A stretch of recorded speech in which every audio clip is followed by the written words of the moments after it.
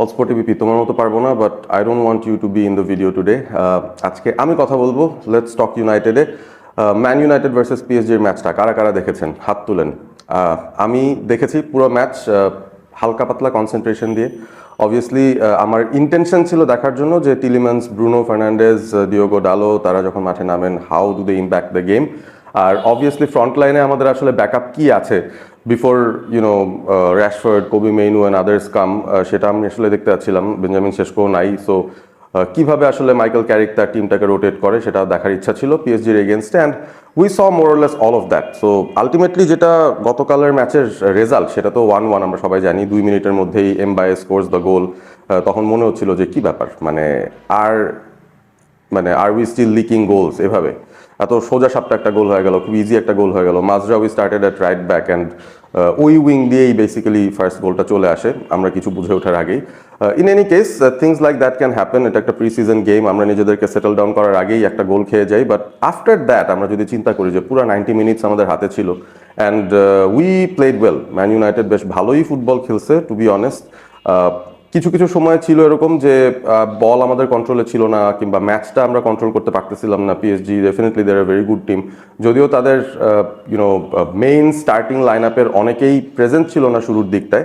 United on the other hand তারা কিন্তু মোটামুটি তাদের পসিবল বেস্ট লাইন আপটা নিয়েই নামছে, without quite a few important players obviously যারা মাত্র আসতেছে ফেরত। For example Cunha, Bruno Fernandes, Tielemans. I am sure যে তারা অনেক গেম টাইম পাবে পুরো সিজনে, they will be the main player, starting 11-এ থাকবে শুরু থেকে। বাট তারা অ্যাভেলেবল ছিল না, শেষকো অ্যাভেলেবল ছিল না। সো ইউনাইটেডেরও মোটামুটি 5-6 জন প্লেয়ার আমরা যদি চিন্তা করি তারা স্টার্টিং 11-এর প্লেয়ার না। সো ওই সেন্সে it was a very good game. আর ইউনাইটেডের পাসিং মুভমেন্ট আমরা যদি বলি, ইট ওয়াজ কোয়াইট গুড। আমরা বিল্ড আপ করার সময় we were able to resist পিএসজি's প্রেস। আমরা সুন্দরভাবে বলটা কুইক পাসিংয়ের মাধ্যমে কিছু ট্রায়াঙ্গেলস তৈরি করে ফ্রম বোথ ফ্ল্যাঙ্কস ইকুয়ালি কিছু অ্যাটাক তৈরি করার চেষ্টা করতেছিলাম। একটা বিষয় আমি লক্ষ্য করলাম সেটা হচ্ছে যে Andre Santos is actually a good fit for Man United. এটা আসলে যত ম্যাচ যাচ্ছে আমি বুঝতে পারি যে এটা প্রি সিজন, বাট তারপরও তার যেসব অ্যাট্রিবিউটস আমরা দেখি, looks like he is a much much much much better option than Ugarte at least. আমি তো এখন কম্পেয়ার করলে উগার্তের সাথে কম্পেয়ার করবো যে আমাদের অন্য অল্টারনেটিভ মিডফিল্ডারটা কে ছিল। সো উগার্তের জায়গায় Andre Santos is he a good player to be playing for us ওই নাম্বার 6 পজিশনটায়। খুবই খুবই ভালো সোফার তার পারফরমেন্স, এবং আই উড সে যতক্ষণ সে মাঠের মধ্যে ছিল হি রিয়েলি কন্ট্রিবিউটেড ওয়েল। সো ওই জায়গাটার মধ্যে it's a good thing for United যে আমরা ম্যাচটা কন্ট্রোল করতে পারার যেসব এলিমেন্টস সেটা একটু একটু হলেও দেখাতে পারছি। And then I have to talk about a situation যেখানে অন্যান্য কিছু ক্লাবের প্রবলেম হচ্ছে, আমাদের প্রবলেম হচ্ছে না। ফর এক্সাম্পল গতকালই আমরা সেটার বড় প্রুফ পাইলাম। পিএসজি একে হচ্ছে তারা ফ্রান্সের মোস্ট সাকসেসফুল ক্লাব, তারা লাস্ট সিজনের চ্যাম্পিয়ন্স লিগ উইনার, তারা লিগ চ্যাম্পিয়ন, এবং তাদের টিমটার মধ্যে আসলে এমন সব প্লেয়ার আছে যারা ওয়ার্ল্ড কাপেও খুব ভালো খেলে ফেলছে, like all this French guys. তারা তো আসবে আস্তে আস্তে করে।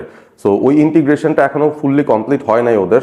ইউনাইটেডের সেই প্রবলেমটা হালকা পাতলা ছিল, খুব বেশি ছিল না, বিকজ ইউনাইটেডের যারা ওয়ার্ল্ড কাপ খেলতে গেছে ওরা আগে আগে এলিমিনেট হয়ে গেছিল, লাইক ব্রাজিল, পর্তুগাল। ওরা এলিমিনেট হওয়ার পরে কুনিয়া, ব্রুনো দে কেম ব্যাক।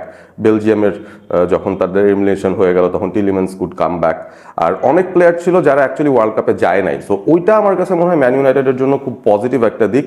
ক্যামেরুন কোয়ালিফাই করতে পারে না, I feel bad for them, but একদিক থেকে ইউনাইটেডের জন্য ভালো হয়েছে যে we got Bryan Mbeumo from the start, এবং ব্রায়ান এমবুইমোর শুরু থেকেই থাকাটা আমাদের জন্য ইম্পর্টেন্ট ছিল। If you can just recall first pre season ম্যাচটায় ও কি ধরনের রাস্টিনেস দেখাচ্ছিল, and then second match, third match, আস্তে আস্তে করে he is getting into his prime shape.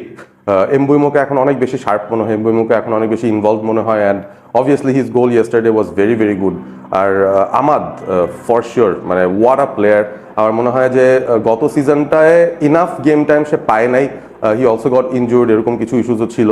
But I would actually say that Amad এই season is really taking a claim. তার ডিফেন্সিভ ওয়ার্ক রেট আগে থেকেই ভালো ছিল, অ্যান্ড হিজ এক্সট্রা অ্যাট্রিবিউট যেটা বেসিক্যালি তাকে অন্য অনেকের থেকে আলাদা করে ফেলে, ইউনাইটেডে এই লেভেলের আর কেউ বোধহয় নাই, সেটা হচ্ছে ওর অফ দ্য বল ও যে প্রেসিংটা করে, how he presses the left back, or তার লাইন ধরে যারা আগাচ্ছে বলটাকে নিয়ে, how easily he gets those balls off them. আমি লাস্ট সিজনেও খেয়াল করে দেখছি this is one of Amad specialities. আমরা ওয়ার্ল্ড কাপেও দেখছি হিম ডুইং দ্যাট প্রেস, এবং বেশ কয়েকবার কিন্তু সে অপোনেন্টের হাফ থেকে বলটা এমন ক্রিটিক্যাল জায়গায় রিট্রিভ করে ফেলছে যেখান থেকে অ্যাকচুয়ালি খুব ইজিলি ট্রানজিশনে একটা অ্যাটাক করা যায়।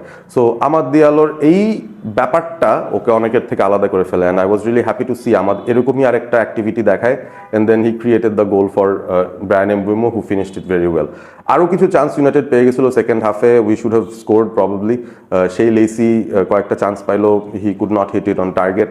Joshua Zirkzee came on.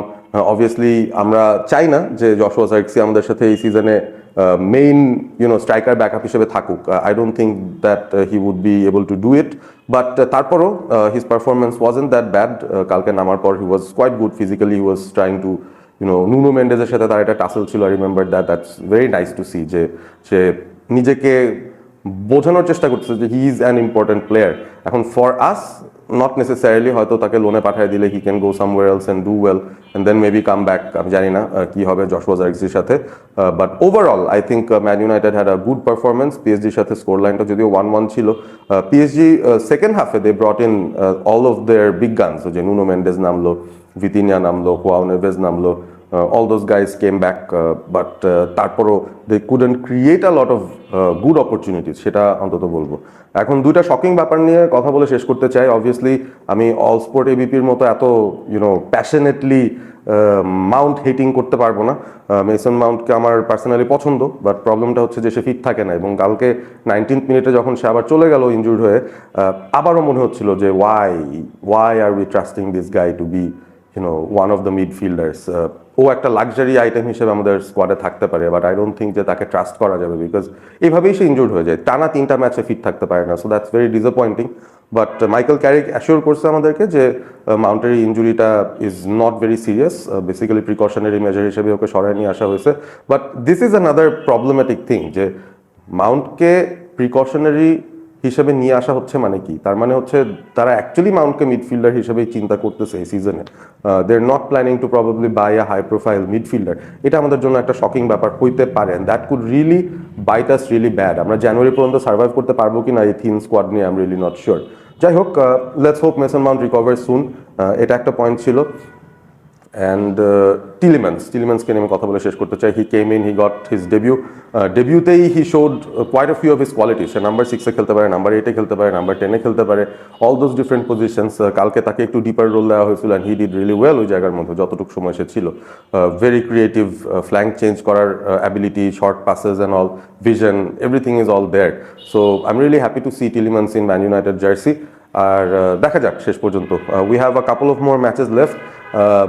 AC মিলানের সাথে একটা ম্যাচ আছে প্রি সিজন, অ্যান্ড দেন লিডসের সাথে ম্যাচ আছে। এসি মিলানের ম্যাচটা ইন্টারেস্টিং হবে, because it's Ruben Amorim, our former coach, তার টিমের এগেনস্টে ইউনাইটেড খেলবে। So let's see Rashford, Mount, মানে ইভেন আমি বলবো যে কবি মেইনু, যাদেরকে সে রিজেক্ট করে দিয়েছিল, let's see if they can create something out of that আর কি। কারণ আই থিঙ্ক সামনের এই মানডেতেই র্যাশফোর্ড, মেসন বা কবি মেইনু তারা কিন্তু জয়েন করতেছে ইউনাইটেডের টিমটায়।